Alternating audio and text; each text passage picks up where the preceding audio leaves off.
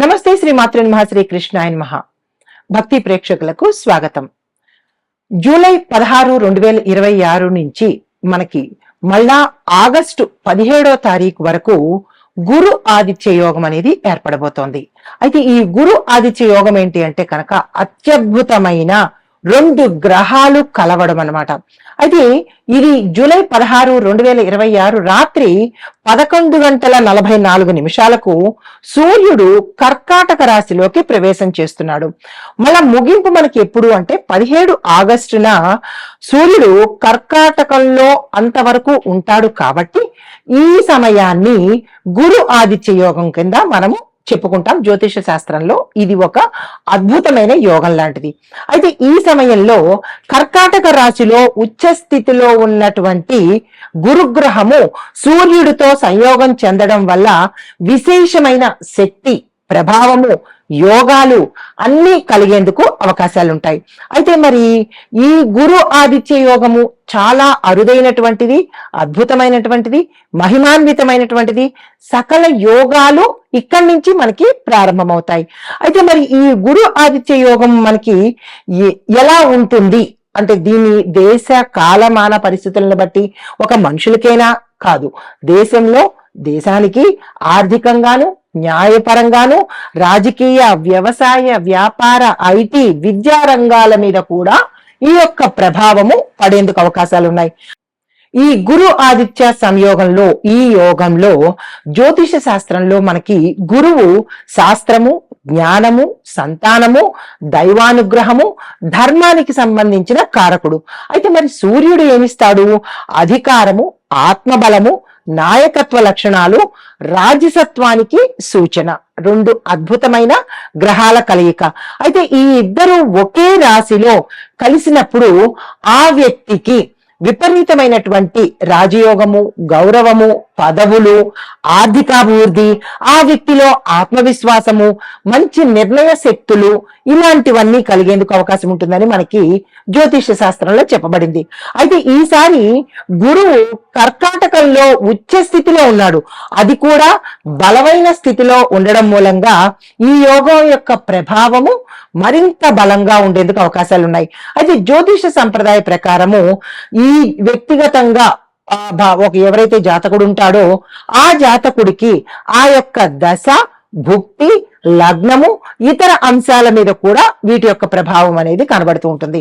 అయితే మరి దేశ పరిస్థితులు ఎలా ఉండబోతున్నాయి అంటే విద్య, పరిశోధన, సాంకేతిక రంగాల్లో పురోగతి కనిపించే అవకాశం కనబడుతోంది. ప్రభుత్వ నిర్ణయాలు ప్రజాహితానికి సరిపడేట్టుగా ప్రజల హితం కోరినటువంటి అంశాల మీద దృష్టి పెట్టడం జరుగుతుంది. ఇంకా రియల్ ఎస్టేట్, నిర్మాణ రంగము, విద్య, ఆరోగ్యము ఈ అంశాలకు సంబంధించిన వాటికి కొంత ఇబ్బందికరమైన సూచనలు గోచరిస్తున్నాయి. మరి వ్యవసాయదారులకు చూసుకున్నట్టయితే కనుక వర్షాల మీద ఆధారపడేటటువంటి కొన్ని ప్రాంతాల్లో చక్కని పంటలు పండుతాయి. బంగారంలా ఉండబోతుంది. రైతులకు మంచి ఊతంలాగా ఉంటుంది. అయితే మరి ధార్మిక కార్యక్రమాలు, దేవాలయాల్లో పూజలు, గురు పూజలు, ప్రజలలో భక్తి అనేది కొంచెం ఎక్కువయ్యే సూచనలు కనబడుతున్నాయి.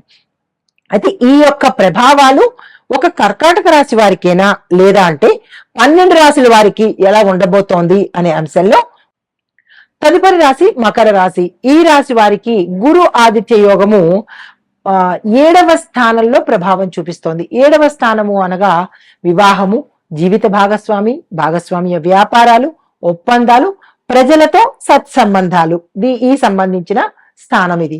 అయితే మరి ఈ సమయంలో గురువు సంబంధాలలో క్లారిటీని ఇవ్వడంతో పాటు జ్ఞానము, విస్తరణ అనేది ఇస్తాడు. అంటే ఎక్స్పాన్షన్ అనేది ఎక్కువ ఇస్తాడు.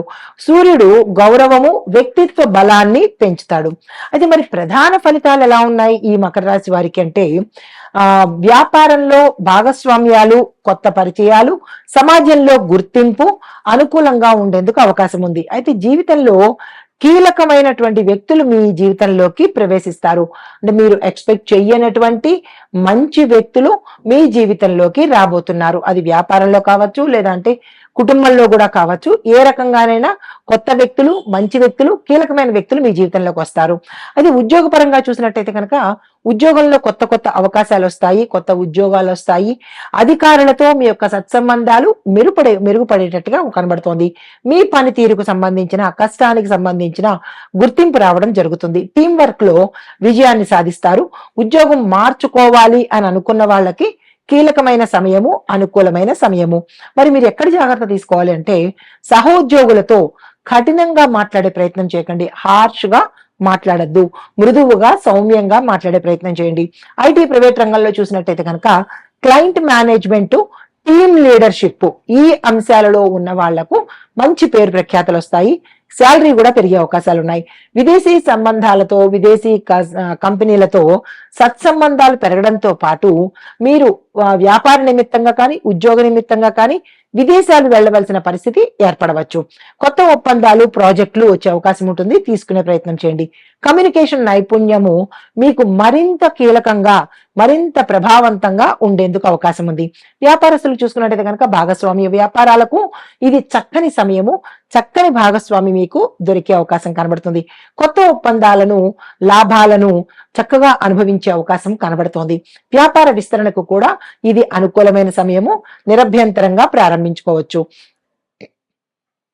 పెద్ద పెద్ద వ్యక్తుల యొక్క సహాయ సహకారాలు మీకు ఈ సమయంలో అందుబాటులోకి వస్తాయి. మరి ఎక్కడ మీరు జాగ్రత్తగా ఉండాలి అంటే కనుక ఒప్పందాలను పూర్తిగా చదివి సంతకం పెట్టే ప్రయత్నం చేసుకోండి. ఆర్థిక పరిస్థితి చూసినట్టయితే ఆదాయ మార్గాలు పెరిగే అవకాశాలు ఉన్నాయి. వ్యాపార సంబంధాల ద్వారా లాభాలు వచ్చే అవకాశం కనబడుతోంది. పెట్టుబడుల్లో మీరు పెట్టేటప్పుడు దీర్ఘకాలిక పెట్టుబడులు ప్లాన్ చేయండి. అంటే ఎక్కువ సమయము, అంటే 5 years 10 years ఇట్లాగా మీరు దీర్ఘకాలిక పెట్టుబడులకు ప్రయత్నాలు చేసుకోండి. విలాసాలకు ఖర్చు పెట్టేటప్పుడు నియంత్రణ అనేది పెట్టుకోవడం. అయితే విద్యార్థులకు చూసుకున్నట్టయితే కనుక ఉన్నత విద్య, మేనేజ్మెంట్, లా, వ్యాపారము, దీనికి సంబంధించినటువంటి విద్యార్థులకు విశేషమైన అవకాశాలు వస్తాయి. కొంతమంది ఫారెన్ కూడా వెళ్లే అవకాశాలు గోచరిస్తున్నాయి. గ్రూప్ స్టడీస్ ద్వారా మంచి ఫలితాలు పొందుతారు. గురువుల దగ్గర మీరు కొద్దిగా గైడెన్స్ తీసుకున్నట్టయితే మిమ్మల్ని ఆపేవారే లేరు అన్నట్టుగా ఉంటుంది ఈ సమయము. కుటుంబ పరంగా చూసుకున్నట్టయితే కనుక కుటుంబంలో సంతోషం పెరుగుతుంది. భార్యాభర్తల మధ్య మంచి అవగాహన కలిగేందుకు అవకాశం కనబడుతోంది. విడిపోయిన భార్యాభర్తలు తిరిగి మళ్ళా కలుసుకునే అవకాశం గోచరిస్తోంది. పెద్దల సహాయ సహకారాలు మీకు అందుబాటులోకి వస్తాయి. వివాహము, సంబంధాలు, ఈ అంశంలో చూసినట్టయితే కనుక వివాహ ప్రయత్నాలు ఎవరైతే చేస్తున్నారో వారికి చక్కని సంబంధాలు కుదిరేందుకు అవకాశం కనబడుతోంది. దగ్గర దాకా వచ్చి దూరం అయిపోయిన సంబంధాలు కూడా తిరిగి మళ్ళా దగ్గర అయ్యే అవకాశం గోచరిస్తోంది. మంచి సంబంధం కుదిరేందుకు అవకాశం ఉంది. అస్సలు వృధా చేసుకోకండి. దాంపత్య జీవితంలో పరస్పరం అవగాహన పెరగడంతో పాటు మంచి అన్యోన్యతా భావం ఏర్పడేందుకు అవకాశం ఉంది. మరి మీరు ఎక్కడ జాగ్రత్తగా ఉండాలి అంటే, చిన్న విషయాలను పెద్దవిగా చేసి చూడకండి. భూతద్దంలో అస్సలు చూడకండి. ఆస్తి, వాహనాలు, ఈ అంశం చూసినట్టయితే భాగస్వామితో కలిసి ఆస్తులు కొనుగోలు చేయాలి అన్న ఆలోచన అయితే రావచ్చు. అలా వస్తే తక్షణమే చేసుకునే ప్రయత్నం చేయండి. వాహనాలకు కొనుగోలుకు ఇది మంచి అనుకూలమైన సమయము. పత్రాల విషయంలో మాత్రము చాలా జాగ్రత్తగా ఉండండి. కొద్దిగా మోసపోయే అవకాశాలు ఎక్కువ శాతం కనబడుతున్నాయి. రైతులకు భాగస్వామ్య వ్యవసాయము, వ్యవసాయ వ్యాపారాలకు ఇది అనువైన సమయము. మార్కెట్ సంబంధాలు మీరు కొంచెం ఎక్కువగా పెంచుకునే ప్రయత్నం చేసుకోవాలి. పంటల విక్రయాలలో మీ యొక్క పంట దిగుబడి, అమ్మకాల విషయంలో ఒప్పందాలు కుదుర్చుకునేటప్పుడు జాగ్రత్తగా మాట్లాడుకోండి. దళారులతో కానీ లేదా యజమానితో కానీ కొంచెం మంచిగా మాట్లాడుకున్నట్టయితే మోసపోకుండా ఉండడానికి అవకాశం ఉంటుంది. రాజకీయ రంగంలో ఉన్న వాళ్ళకి చూసుకున్నట్టయితే కనుక ప్రజలతో మంచి సత్సంబంధాలు ఏర్పడి మంచి నాయకుడు అన్న పేరు ప్రఖ్యాతలు వస్తాయి. మద్దతుదారులు కూడా పెరిగే అవకాశాలు ఎక్కువ శాతం కనబడుతున్నాయి. పెద్ద నాయకుల యొక్క సహాయ సహకారాలు ఈ సమయంలో మీకు అందుబాటులోకి వస్తాయి. కూటములు, భాగస్వామ్యాలు, ఈ రెండు కూడా చక్కగా కలిసి వచ్చే అవకాశం కనబడుతుంది మకర రాశిలో ఉండే రాజకీయ నాయకులకు.